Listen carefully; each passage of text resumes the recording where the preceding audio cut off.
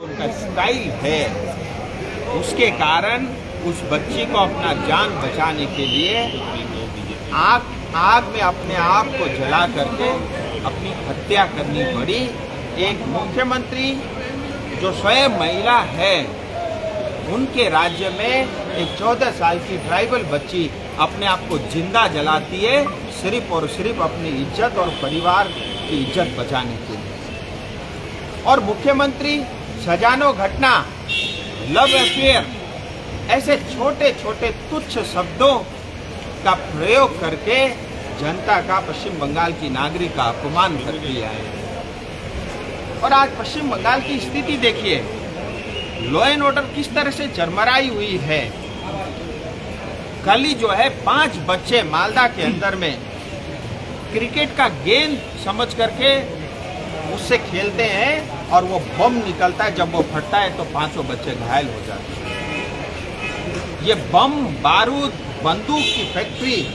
और पश्चिम बंगाल में एक ही एमएसएमई ऐसा है जो ग्रोथ पे है, वो है बम बनाने का, बारूद बनाने का और बंदूक बनाने का एमएसएमई। और बड़ी बड़ी जो है बात मुख्यमंत्री जी करती हैं।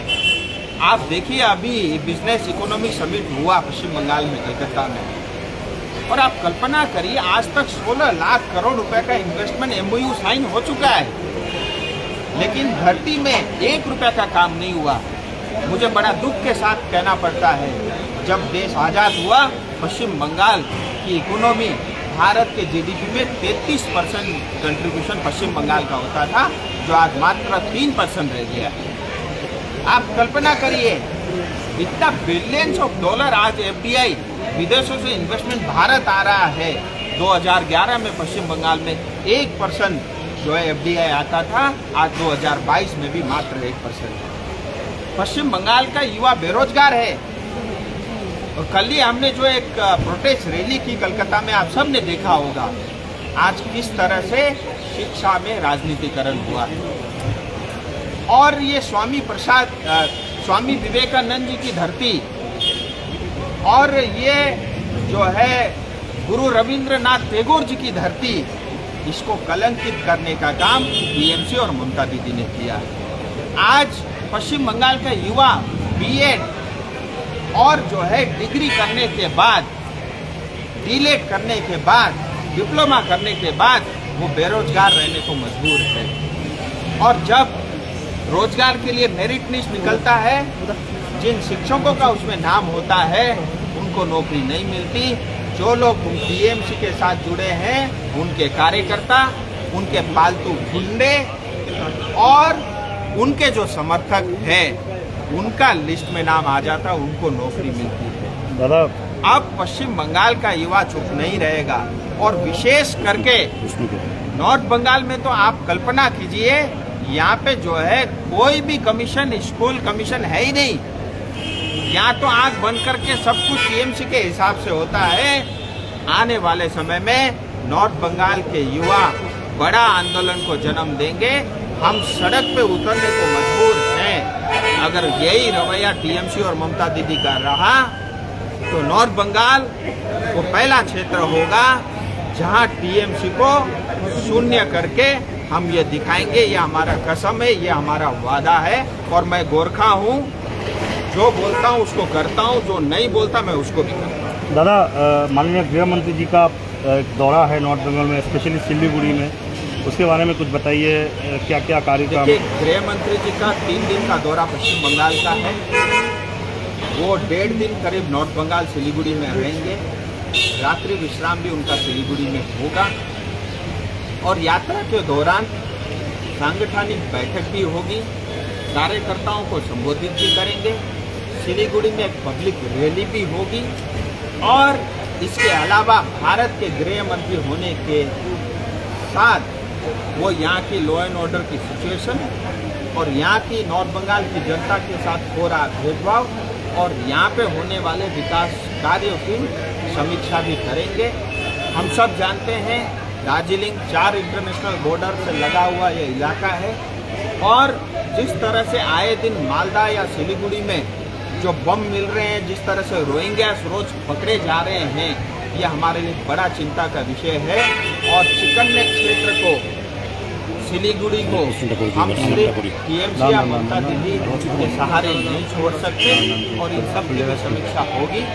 मैं तो बार बार ये मांग करूंगा, पश्चिम बंगाल को बचाइए। असल में भारतीय जनता पार्टी हम सिद्धांतों की राजनीति करते हैं।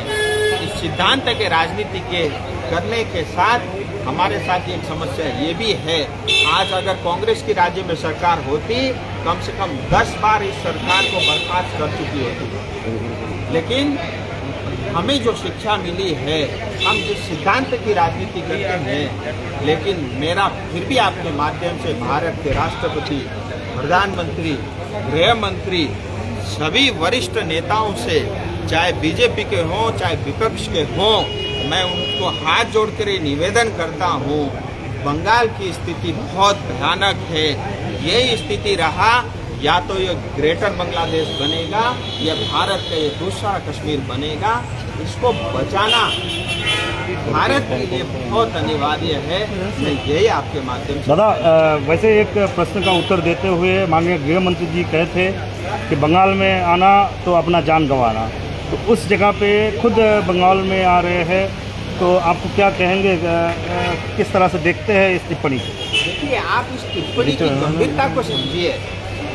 अगर गृह मंत्री जी ये कह रहे हैं बंगाल में कोई भी व्यक्ति जाता है तो उसको जान गंवानी पड़ती है, मैं मजाक में अपने युवा मोर्चा के सभी साथियों को कई बार कहता हूँ, भैया बंगाल आ तो रहे हो, रिटर्न टिकट मत लेने ला, अभी पैसा खर्च मत करना, बच गए तो वापस जो है टिकट काट लेना। ये वास्तविकता है और ये हम आने वाले समय में आप देखिए, इसको लेकर के हम बड़ा आंदोलन करेंगे, देश भर में जाएंगे और देश भर में जाकर के बंगाल को बचाने की, आप देखिए ये वो धरती है, ये पुण्य भूमि है, ये पवित्र भूमि है, वीरों की भूमि है, इसको कलंकित किया है।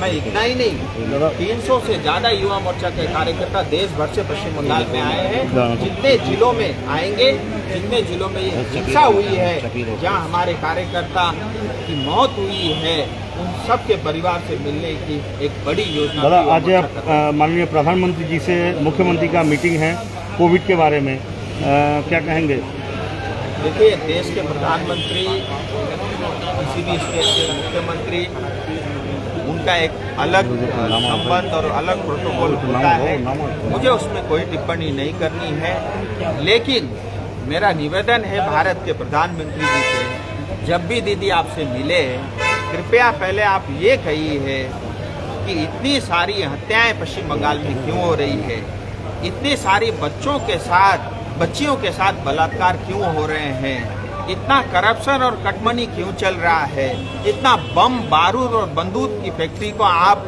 क्यों जिंदा कर रही हो।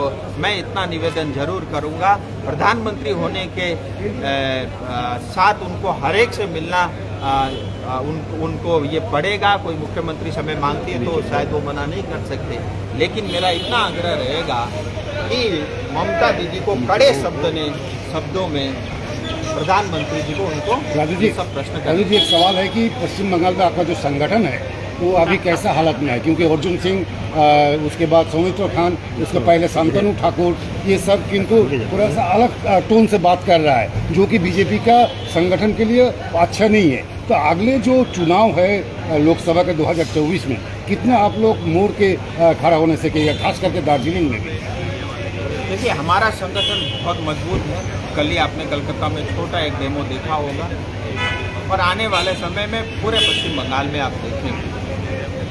मैं इतना जरूर आपके माध्यम से कहना चाहता हूँ, भारतीय जनता पार्टी कोई एक परिवार की, एक व्यक्ति विशेष की पार्टी नहीं है।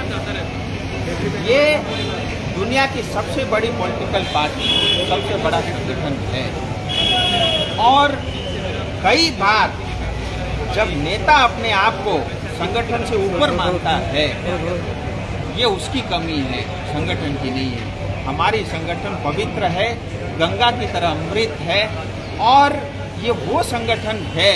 हम सिर्फ राजनीति में चुनाव लड़ने या चुनाव जीतने के लिए नहीं है, अंत्योदय का हमारा सपना है। समाज में आखिरी पंक्ति तक जो बच्चा या जो युवा, जो साथी खड़ा है, उसे भी जो है सुशासन और उसे भी राम राज्य, उसे भी सरकारी योजना पहुँचे, ये हमारा उद्देश्य है। और उसी उद्देश्य के साथ हमारे जैसे पता नहीं कितने युवा पूरा अपना जीवन निछावर करके इस संगठन के साथ लगे हुए, अपना काम धंधा सब छोड़ करके। तो ये पवित्र संगठन है। और मैं इतना ही कहूँगा, कभी भी व्यक्ति बड़ा नहीं होता, हमारे लिए देश बड़ा है, उसके बाद संगठन है, अगर उसके बाद कुछ बचा है उसमें आप हो, और पहले आप पहाड़ लेके क्या ऑफ ट्यून कोई आपको हानि नहीं करेंगे, और जो ट्यून है मैं आपको ये बता रहा हूँ, मैं किसी के टिप्पणी पे जा ही नहीं रहा हूँ। मैं तो बगैर किसी के नाम लिए ये बता रहा हूँ, हमारे लिए राष्ट्र सर्वोपरि, फिर हमारा संगठन, फिर XYZ। पहाड़ लेके क्या बोलेंगे? पहाड़ में एक से एक दल गठन हो रहे हैं। एसपी शर्मा ने फिर एक नया दल गठन करके, डेमोक्रेसी में कितने भी दल बने, ये उन सबका अधिकार है, मैं सबका स्वागत करूंगा। सबको समान अधिकार भारत के संविधान ने दिया है, और उसका उपयोग, उसका प्रयोग अवश्य करना चाहिए। मुझे बस एक ही बात की चिंता होती है, पहाड़ की जनता को लेकर के जो गंभीरता किसी भी पॉलिटिकल पार्टी या नेता में होनी चाहिए वो नहीं है। मैं देखता हूं पॉलिटिकल पार्टियां बनती है चुनाव से पहले और चुनाव के बाद बिखर जाती है। मेरा आपके माध्यम से पहाड़ के तमाम पॉलिटिकल पार्टी, तमाम नेताओं से यही अपील है, भारतीय जनता पार्टी वो पार्टी है जो गोरखाओं के संकल्प को पूरा करेगी और जल्द करेगी। मैं आपसे यही चाहता हूं कि आप विकास के नाम पे, छोटे मोटे विषय के नाम से बटिए, मुझे कोई आपत्ति नहीं है। जहां तक गोरखाओं का सपना है, गोरखाओं के जो मुद्दे हैं, मैं आपके माध्यम से चाहता हूं आप संगठित रहिए, क्योंकि आज तक यही हो रहा है, चाहे केंद्र सरकार हो चाहे राज्य सरकार हो, तोड़ो और राज करो, फोड़ो और राज करो। आज ममता दीदी देखिए, 5 पार्टियों के साथ उनका अलायंस है, और सबके साथ जो है एक समान अलायंस है, पांचों को आपस में लड़ाती है, गोरखाओं के अंदर 16 बोर्ड बना दिए, और इस तरह से फूट डालो और राज करो, और इलीगल तरीके से दार्जिलिंग में कब्जा बनाई हुई है। सो मैं ये चाहता हूँ ये आप समझिए हिपोक्रेसी को, और इससे बचना होगा। गोरखाओं को न्याय अवश्य मिलेगा, वो भारतीय जनता पार्टी कर सकती है, ये तमाम हम जानते हैं, और कुछ कर ही नहीं सकता, लेकिन हम सबको एक रहना होगा।